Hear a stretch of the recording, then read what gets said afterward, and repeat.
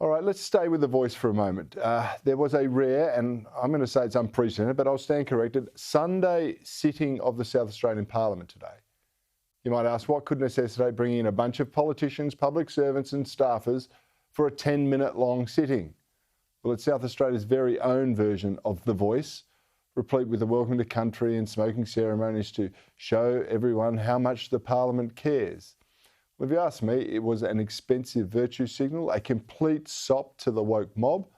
But to help me understand if South Australia's voice is going to make any difference to Aboriginal health and wellbeing outcomes, is the Upper House Liberal leader, Nicola Centofanti.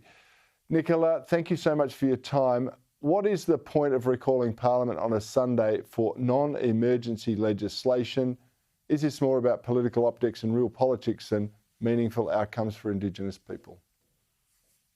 Cory, you're spot on. Extraordinary events this morning. My understanding, it is very unprecedented here in South Australia to recall Parliament back on a Sunday. I know that in the past there has been critical pieces of legislation that are time sensitive, where Parliament has sort of, kept sitting from a Friday night to a Saturday. But certainly members of Parliament have never been called back, pre-organised to be called back on a Sunday. It's grandstanding. And it really is virtual signalling at its worst. Worse than that, Cory, Nicola, it comes at a price tag to the taxpayers. Well, that's the thing. A huge price tag, I would imagine. There are a few hundred people there by my estimates. The media reporting that there's thousands of them, but, they tend to over-egg these puddings when they need to. But can I raise this with you? The South Australian Liberals finally found a voice and a spine, I've got to say, when you opposed this legislation. Tell me why you opposed it. Well, Cory, one of the values of the South Australian Liberal Party is that there's equal opportunity for all South Australians, no matter your race, no matter your religion, no matter your background, no matter where you live. This piece of legislation, I think, really goes against the heart of democracy. That is that we're all equal under the law.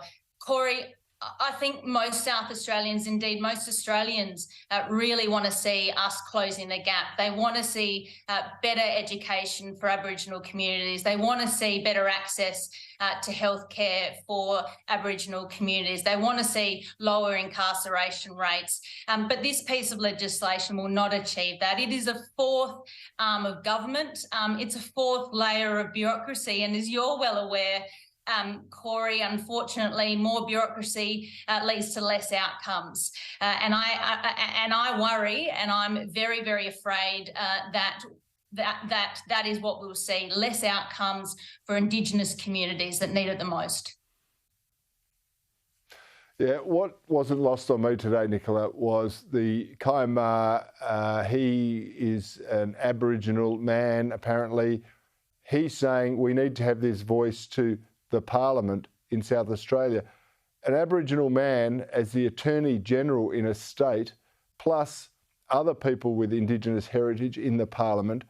How do we need more voices than those who are already in extraordinary powerful positions? Look, and you're dead right, Cory.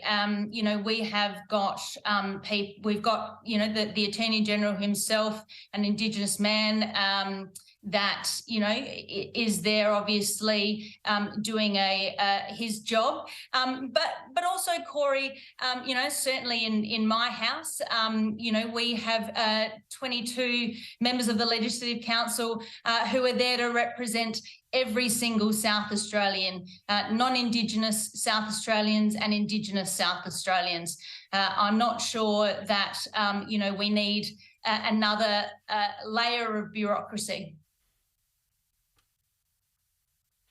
Yeah, I happen to agree with that, and I think this may be the final nail in the voice coffin at a federal level. I certainly hope it is anyway.